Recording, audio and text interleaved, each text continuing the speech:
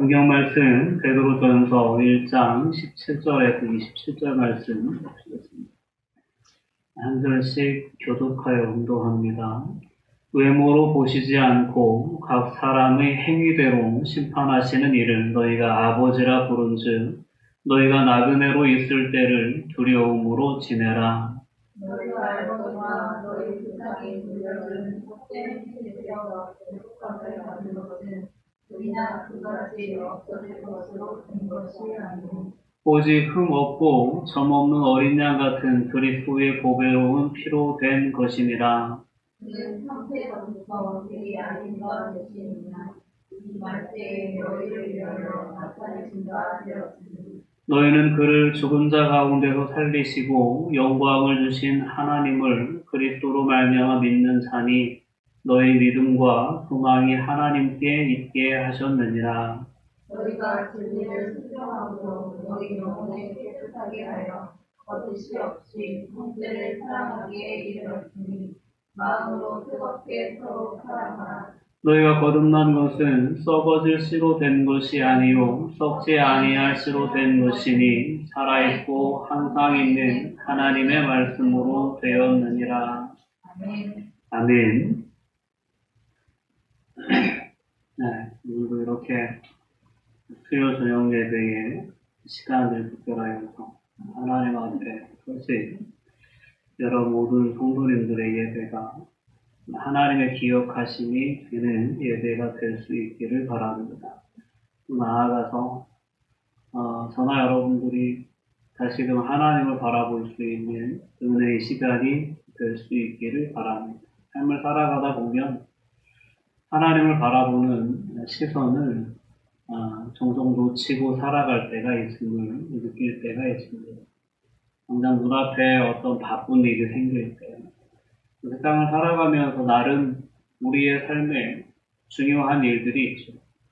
그러한 중요한 일들이 우리의 삶을 가득 채울 때, 늘 바쁘고, 챙겨야 할 것도 많고, 가야 할 것도 많고, 만나야 할 사람들도 많고, 이런 어떤 상황들 속에 있을 때 바쁜 일과를 살다 보면, 하나님, 나와 동행하시는 예수님 생각하지 못하고, 주목하지 못하고, 그렇게 삶을 살아갈 때가 좀 있지 않나 생각을 해봅니다. 오늘 다시 한번 이 예배를 통해서 우리와 함께 하시는 예수님을 우리가 다시금 볼 수 있었으면 좋겠습니다. 예수님은 우리의 모든 상황과 모든 형편과 사정을 아십니다. 내가 지금 어떤 상태 가운데 있는데 내가 무엇 때문에 힘들어하는지, 또한 내 삶에 어떤 부분이 부족한지, 내가 무엇 때문에 즐거워하는지, 이러한 모든 부분들 그 누구보다도 우리 안에 함께 하신, 우리와 동행하시는 예수님께서 가장 잘 아신다라는 사실입니다.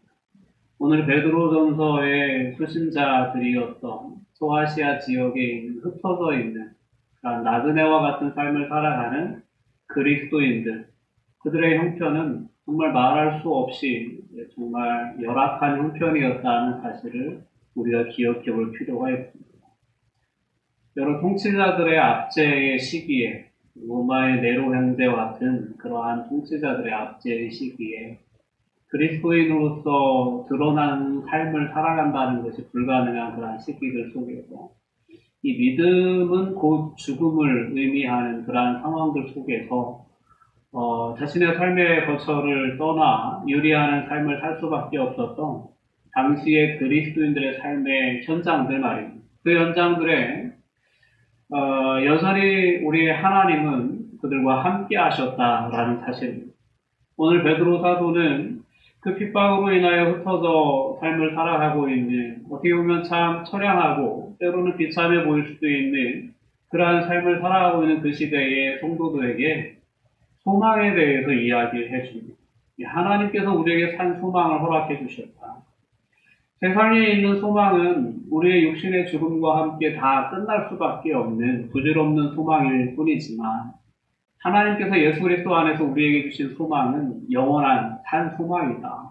그래서 우리가 예수님이 십자가에 죽으심 이후에 영광스러운 부활의 몸을 입으셨던 것처럼 우리에게도 부활의 소망이 있고 이 땅에서의 삶이 전부가 아니라 이 땅에서 비록 내가 믿음으로 인해 나그네와 같은 삶을 때로는 핍박받고 때로는 정말 부족하고 그런 처절한 삶을 살아간다 해도 이 땅의 삶이 전부가 아니고 우리에게 하나님께서 약속하신 영원한 하나님의 나라의 삶이 있다라는 것을 이제 베드로 사도는 그 핍박 중에 있는 성도들에게 깨닫게 하며 그 소망 중에 인내할 것을 먼저 권면을 했습니다. 그리고 이제 오늘 본문으로 들어와 보면 우리가 13절부터 살펴보면 먼저 이제 베드로 사도가 그렇게 권면을 하는 거예요. 주님께서 나타나실 때 너희에게 가져다 주실 은혜가 있다. 그 은혜를 온전히 바라볼 수 있었으면 좋겠다라는 것이 베드로 사도가 13절을 통해 다시 한번 주는 권면입니다. 우리 세상을 살아가면서 그렇습니다.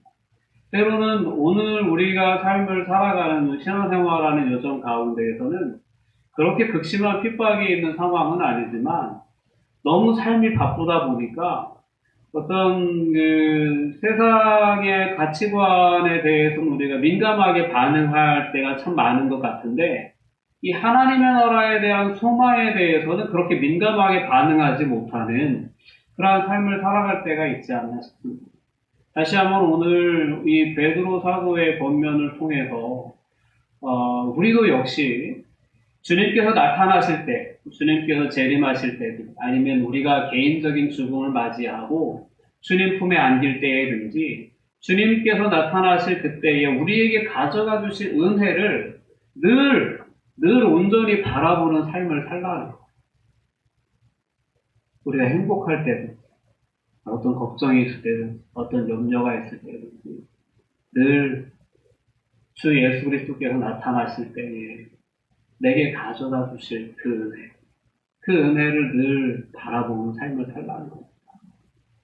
오늘 이러한 삶을 저나 우리 사랑하는 성도님들이 회복해낼 수 있었으면 좋겠습니다.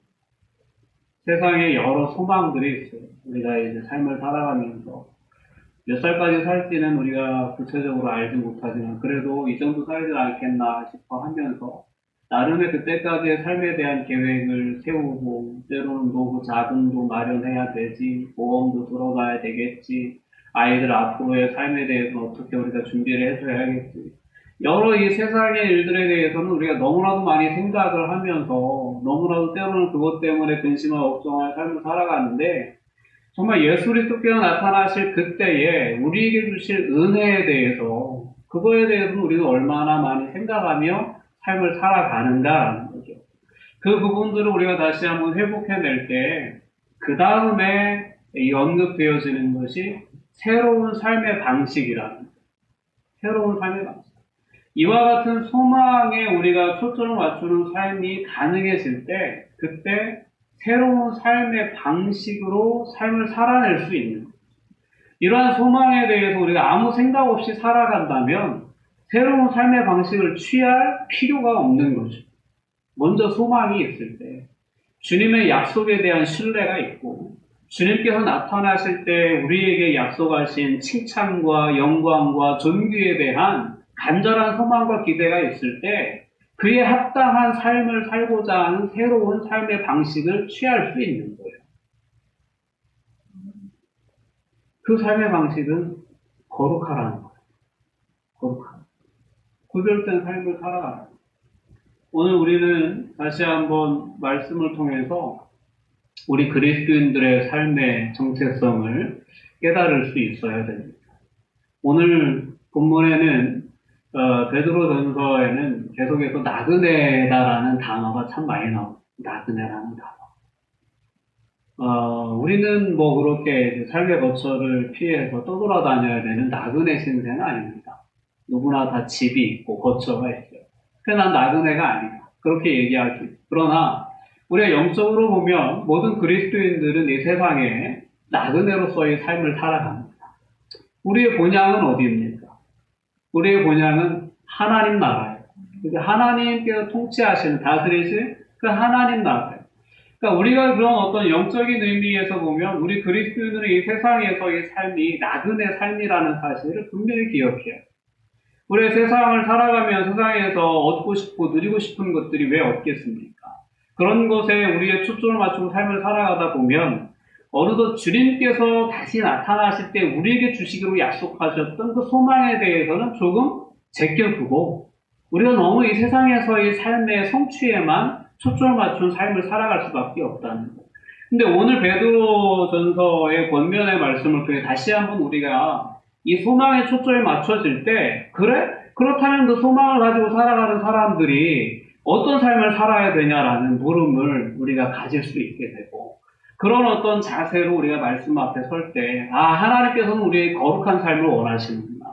그러니까 하나님의 나라에 대한 소망이 없는 삶을 살아가는 사람들과는 뭔가 본질적으로 다른 삶을 살기를 우리에게 원하시는구나. 그것이 거룩한 삶이구나.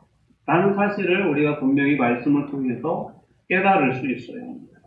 오직 너희를 부르신 거룩한 이처럼 너희도 모든 행실에 거룩한 자가 되라. 라는 것이 오늘 베드로 사도가 당시에 얼마나 힘들었겠어요.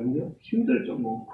생명을 유지하기가 정말 급급하고 또 생계를 유지하기가 급급한 그런 삶을 살아가는 그 시대에 나그네와 같은 삶을 살아가는, 실제로 그런 삶을 살아가는 성도들에게 거룩한 자가 되라. 너무하지 않을까 생각하십니다. 그러나 우리가 정말 하나님 나라에 대한 소망이 있다면 예수 그리스도가 다시 나타나실 때 우리에게 약속하신 그 상급에 대한 칭찬과 그 영광과 존귀에 대한 분명한 소망이 있다면 우리는 새로운 삶의 방식인 거룩함의 삶의 방식을 취하게 될 수 있습니다. 또 여러분이 다시 한번 이 세상의 소망이 아니라 주님께서 우리에게 약속하신 그 영원한 소망을 우리가 늘 바라볼 수 있기를 바랍니다. 그래서 그 소망에 합당한 삶을 우리가 살아낼 수 있는 은혜가 있었으면 좋겠습니다. 오늘 17절 말씀으로 들어와 봅니다. 외모로 보시지 않고 각 사람의 행위대로 심판하시는 이를 너희가 아버지라 부른 줄 너희가 나그네로 있을 때에 두려움으로 지내라 라고 이렇게 권면합니다. 하나님 우리를 외모로 보시지 않는다 라고 이렇게 말씀합니다. 세상은 우리의 외모로 우리를 평가합니다. 그 사람이 어떤 옷을 입었는지, 어떤 가방을 들었는지, 때로는 어떤 차를 타고 다니는지, 이러한 모든 것들이 사람을 평가하는 그런 외적인 기준이 됩니다. 그러나 우리가 믿는 하나님, 우리를 지으신 하나님, 또 우리와 동행하시는 하나님, 또 우리의 아버지가 되시는 하나님은 그런 어떤 외모로 우리를 판단하시지 않는 분이라는 거죠. 그 사람의 삶을 그대로 다 아시는 분이죠. 우리의 삶. 하나님 앞에는 우리가 숨길 수 있는 것이 아무것도 없습니다. 이런 전능하신 하나님을 아버지라고 부르는 자들은 그렇기 때문에 그 하나님을 두려워할 줄 알아야 된다. 라는 권면의 말씀은 17절 말씀입니다. 두려움으로 지내라. 나그네로 있을 때를 두려움으로 지내라. 그냥 우리의 육신의 생명만 앗아가는 이 세상의 권력자들을 두려워할 것이 아니고, 그들을 경외할 것이 아니고, 우리의 영혼까지 쥐락펴락할 수 있는 그러한 전능하신 하나님을 경외하는 삶을 살아야 된다. 이것이 거룩한 삶의 내용이다라는 사실을 우리가 분명히 오늘 말씀을 통해서 깨닫길 바랍니다. 거룩한 삶이란 하나님을 경외하는 삶입니다. 첫 번째. 세상 사람들은 하나님이 있다는 것조차도 인정하지 않아요. 하나님이 어디 있어? 하나님을 경외한다는 건 더더구나 있을 수 없는 일이에요. 그러나 하나님이 있는 줄 아는 사람들, 즉 하나님이 영원한 나라를 통치하시고 또 그분이 그 하나님 우리에게 약속하신 상급이 있다라는 사실을 아는 사람들은 하나님을 경외할 줄 알아요. 이것이 구별된 삶입니다. 우리 하나님의 백성들이 세상을 살아가면서 하나님을 알지 못하는 사람과 도대체 뭐가 다르냐라고 얘기할 때 가장 우선적으로 다른 건 뭐냐면 하나님을 안다. 하나님을 경외한다. 세상 사람들 하나님이 어디 있어? 하나님 없어. 하나님 두려운 줄 모르고 그렇게 제멋대로 제 마음대로 살아가지만 그리스도인들은 하나님이 계시다는 사실을 알고 하나님을 경외하는 삶, 하나님을 심판주로서 두려워할 줄 아는 그러한 삶을 살아간다. 이것이 본질적으로 우리 그리스도인들이 가져야 할 구별됨, 거룩함입니다. 거룩함이라는 것은 다른 표현이 아닙니다. 구별됐다. 우리는 구별된 존재잖아요. 우리는 하나님이 계심을 알고 하나님의 이와 같은 외모로 그냥 겉으로만 드러나는 것만 가지고 하나님을 평가하신다면 우리는 얼마든지 하나님을 속일 수도 있겠죠. 그러나 하나님 우리의 본질을 아시는 분이 속일 수 없어요. 그 누구도 하나님 앞에서 자신의 어떤 거짓된 모습으로 자신의 모습을 치장할 수 없어요. 꾸밀 수 없어요. 세상에 어떤 가치 있는 것으로 우리를 아무리 많이 채웠다고 해도 그것을 가지고 하나님 앞에 설 수가 없어요. 우리는 하나님을 이런 어떤 하나님을 사람의 어떤 행위대로 판단하는, 외모를 보시고 판단하시는 게 아니라 사람의 행위대로 심판하시는 그런 하나님 아버지를 경외하는 삶을 우리가 살아내는 우리의 거룩함을 증거할 수 있어야 합니다. 오늘 이 그리스도인들에 대한 신뢰도가 신뢰한다라는 그러한 긍정적인 대답이 20%가 안 되더라고요. 오늘날 이제 이 대한민국 사회에서 그리스도인들에 대한 신뢰도 평가를 따졌을 때 20%가 안 돼요. 그러니까 그리스도인들에 대한 신뢰가 바닥에서 회복되지를 못하고 있다. 그만큼 그리스도인들의 삶이 이 세상 속에서 구별되지 못했다라는 것을 의미합니다. 하나님을 경외하는 삶을 살아가는 삶은 우리가 분명히 살아낼 수 있다면 세상 사람들로부터 우리 그리스도인들은 신뢰의 대상이 될 수밖에 없습니다. 근데 그렇지 못했다는 거죠. 오늘 다시 한번 먼저 소망에 대해서 우리가 다시 한번 바라볼 수 있어야 되고요. 그리고 그런 소망을 품은 자로서 거룩한 삶을 살아야 되는데 그 거룩함은 다름 아닌 하나님을 경외하는 삶으로 드러나야 된다. 그리고 이러한 하나님을 경외하는 삶은 이웃과의 관계에서 증거되어지는데 그것은 바로 사랑하는 삶입니다. 오늘 22절 말씀으로 넘어가 보면 그런 권면이 있어요. 너희가 진리에 순종함으로 너희 영혼을 깨끗하게 하여 거짓이 없이 형제를 사랑하기에 이르렀으니 마음으로 뜨겁게 서로 사랑하라라는 것입니다. 유대인들은 선민 사상이 있었어요. 자신들이 선택받았다라는 그런 선민 생각이 있었던 거죠. 근데 그들이 자랑스럽게 여겼던 것은 바로 율법이었어요. 우린 율법을 받은 민족이다. 이것이 그들에게는 유일한 자랑이었습니다. 근데 그것이 정말 영광스러운 건 사실이에요. 하나님의 율법을 받은 것은 정말 영광스러운 건 사실인데 문제는 뭐냐면 그 율법의 말씀대로 살지 못했다. 그들이 외적으로는 율법을 지키는 것처럼 보였어요. 얼마나 철두철미하게 율법을 지켰는지 몰라요. 하나님께서 가르치신 그 율법을 아주 세부 조항까지 다 나눠가지고 613개나 되는 그러한 조항을 다 나눠서 얼마나 정확하게 자세하게 지키려고 했는지 몰라요. 그런데 중요한 거는 그 본질을 잃어버렸다는 거예요. 그 본질. 그 본질이 무엇이었냐면 바로 사랑이었습니다. 사랑.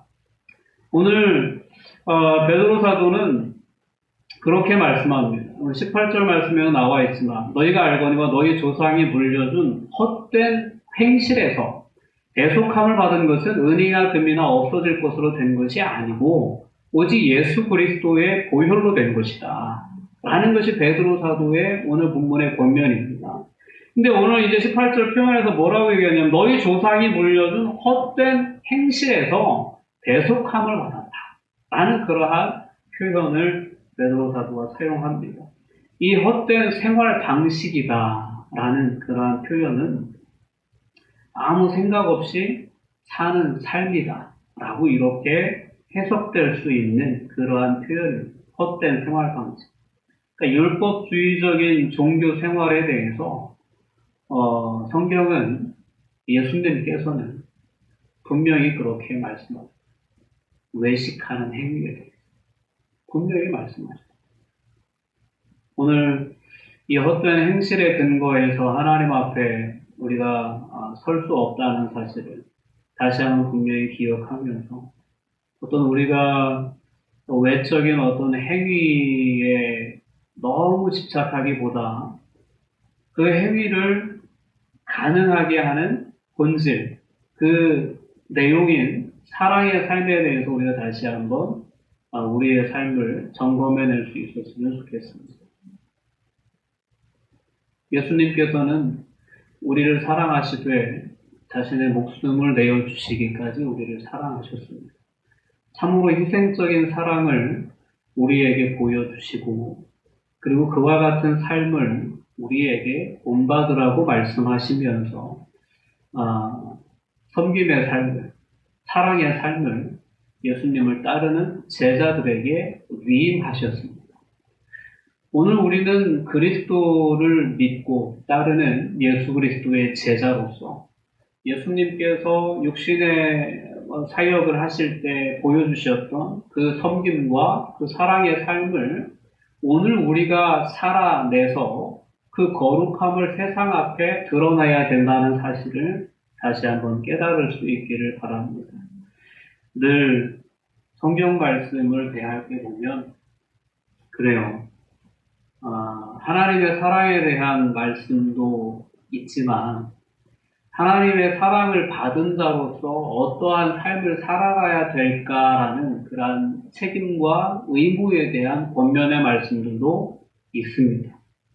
오늘 본문의 말씀은 여전히 하나님께서 우리와 함께 하시고 우리의 모든 형편을 아신다는 측면에서는 정말 이런 하나님의 사랑하심에 대해서 깨달을 수 있는 본문이기도 하지만 다시 한번 우리에게 주시는 권면 속에서 보면 거룩한 삶을 살아라. 하나님을 경외해라.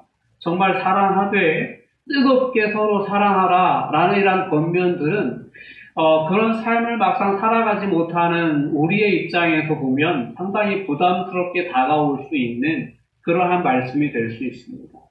그러나 우리가 다시 한번 정리를 해보면 진정으로 예수 그리스도에 나타나실 때 그가 우리에게 주실 그 약속을 바라보는 삶을 우리가 살아가다 보면 이런 거룩한 삶, 하나님을 경외하고 또한 율법의 가장 중심을 이루었던 그 섬김과 사랑의 삶, 예수 그리스도의 삶을 통해 우리에게 분명히 증거하셨던 그 삶을 살아내는 것은 너무나도 당연한 우리 그리스도인들의 삶의 방식이 되어야 된다는 것입니다.